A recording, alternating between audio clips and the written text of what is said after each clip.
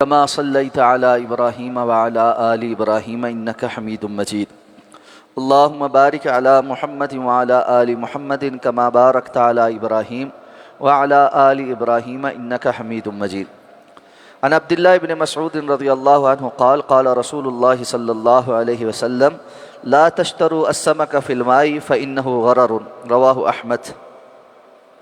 عن ابن عباس رضي الله عنهما قال نهى رسول الله صلى الله عليه وسلم أن تباع ثمرة حتى تطعم ولا يباع صوف على ظهر ولا لبن في ضرع رواه الطبراني في الأوسط۔ حضرت عبداللہ ابن مسعود رضی اللہ تعالیٰ عنہ بیان فرماتے ہیں کہ جناب نبی کریم صلی اللہ علیہ وسلم نے ارشاد فرمایا کہ پانی میں تیرتی ہوئی مچھلی کو مت خریدو اور بیچو کیونکہ یہ غرر ہے۔ اس حدیث کو امام احمد نے روایت کیا۔ حضرت عبداللہ ابن عباس رضی اللہ تعالیٰ عنہ بیان فرماتے ہیں کہ جناب نبی کریم صلی اللہ علیہ وسلم نے اس بات سے منع فرمایا ہے کہ پھل کو بیچا جائے یہاں تک کہ وہ پک جائے اور کھانے کے قابل ہو جائے، اور یہ کہ ابھی جانور کی پیٹھ پر لگی ہوئی اون کو فروخت کیا جائے، اور یہ کہ جو دودھ ابھی تھنوں میں ہے اس کو بیچا جائے۔ اس حدیث مبارکہ کو امام طبرانی نے المعجم الاوسط میں ذکر کیا ہے۔ خرید و فروخت سے متعلق احادیث مبارکہ ذکر ہو رہی ہیں۔ ان دونوں احادیث کو بیان کر کے جو مسئلہ ثابت کیا گیا ہے کہ ہر وہ خرید و فروخت ناجائز ہے جس میں غرر ہو۔ غرر کہتے ہیں ایسا معاملہ جس میں دھوکہ دہی کا کچھ عنصر شامل ہو جائے، اور ایسا سودا ہو جس میں مال متعین نہ ہو، جیسے کہ جو مچھلی پانی میں تیر رہی ہے، کوئی بندہ کہے جی کہ اس تالاب کے اندر جتنی مچھلیاں ہیں یہ میں فروخت کرتا ہوں، پتہ نہیں کتنی ہیں، اور پھر یہ کہ وہ تالاب ایسا ہے کہ مچھلی پکڑی جائے گی یا نہیں پکڑی جائے گی، تو ایسے میں متعین جب تک نہیں ہے کہ جس قیمت کے عوض کوئی بندہ مچھلی خرید رہا ہے وہ کتنی ہے، اس کا وزن کتنا ہے یا تعداد کتنی ہے، تو ممکن ہے کہ بعد میں وہ مال زیادہ نکل آئے اور بیچنے والا جھگڑا کرے، یا کم نکل آئے اور خریدنے والا جو ہے وہ جھگڑا کرے، یا دونوں میں سے کسی ایک کا نقصان ضرور ہے اس میں۔ تو اس قسم کے سودوں میں جن میں تک بازی ہو، اسلام نے ان کو جائز قرار نہیں دیا۔ اس میں علماء نے یہ بیان کیا ہے کہ اگر کوئی ایسی مچھلی پانی میں موجود ہے جو کوئی چھوٹا پونڈ ہے جس میں معروف ہے کہ کتنی مچھلیاں ہیں اور ان کا سائز کیا ہے، تو اس کا پھر سودا جائز ہوگا۔ لیکن ایسا کھلا پانی جس میں مچھلی پکڑی جائے گی یا نہیں پکڑی جائے گی، یا اس کا کتنی تعداد ہے یا وزن کیا ہے پتہ نہیں ہے، تو ایسی بیع غرر والی ہوگی اور وہ جائز نہیں ہوگی۔ اسی طرح آپ صلی اللہ علیہ وسلم نے منع فرمایا کہ ایسا پھل بیچا جائے جو ابھی پکنے کے قابل نہیں ہوا اور بعد میں وہ گر جائے گا یا زیادہ پک کر زیادہ بہتر ہو جائے گا، اس کا ابھی پتہ نہیں۔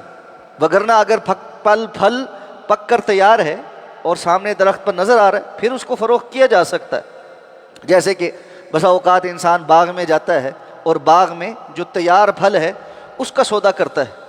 تو اس میں کوئی ممانعت نہیں، اور بالخصوص اگر وہ سودا وزن یا تعداد میں گن کر ہو۔ جیسے ہم کبھی مالٹوں کے باغ میں جاتے ہیں تو وہاں جب آپ جاتے ہیں تو وہ آپ سے فی سینکڑے کے حساب سے، یعنی 100 دانے کا یہ ریٹ ہے۔ اب وہ درخت پہ بے شک لگا ہوا ہے لیکن تیار ہے، اور وہ آپ کو تعداد کے حساب سے ایک ریٹ طے کر کے دے رہا ہے، تو کوئی حرج نہیں۔ لیکن ابھی پھل پکا بھی نہیں اور جو ہے اس کا کچھ حصہ نظر آ رہا ہے، کچھ اس نے ابھی پکنا ہے اور بعد میں اس کی جو ہے وہ کٹائی ہے، ایسے میں ابھی سے سودا کر لینا جس طرح ہمارے ہاں پورا باغ خریدا جاتا ہے،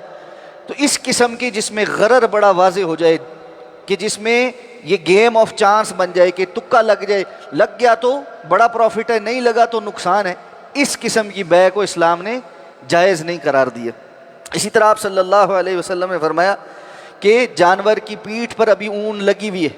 اور کوئی اس کو فروخت کر دے، اب پتہ نہیں ہے کہ جب یہ اون اتاری جائے گی تو اس کا وزن کتنا ہوگا، تو اس طرح سے سودا کرنا درست نہیں۔ اور اسی طرح ابھی دودھ دھویا نہیں ہے، اب جانور کو ویسے دیکھ کر کے جی اس کا اتنا دودھ ہے، پتہ نہیں ہے کہ ہے یا نہیں ہے، تو اس اعتبار سے جب تک بیع کے اندر جو مال خریدا یا بیچا جا رہا ہے اس کا وزن اور اس کی مقدار معلوم نہ ہو جائے اس وقت تک اس کا سودا درست نہیں ہوگا۔ ہاں،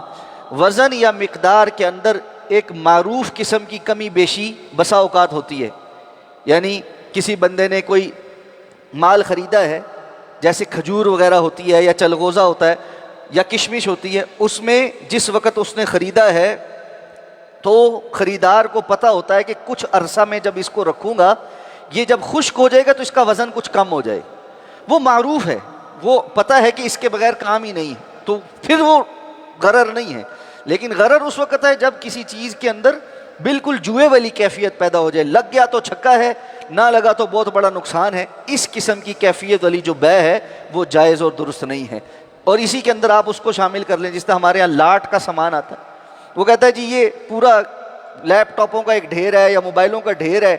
اس کو آپ اس طرح خرید، چل گیا تو آپ کا، نہ چلا تب بھی آپ کا، یہ جوئے والی قسموں میں سے، اس طرح کی خرید و فروخت جائز نہیں ہوگی، اور اس طرح کی اگر کسی نے خرید و فروخت کی ہے تو وہ اس کو ختم کرے گا۔ اللہ تعالیٰ سمجھ کر عمل کرنے کی توفیق عطا فرمائے۔ سبحانک اللہم و بحمدک، نشہد ان لا الہ الا انت، نستغفرک و نتوب۔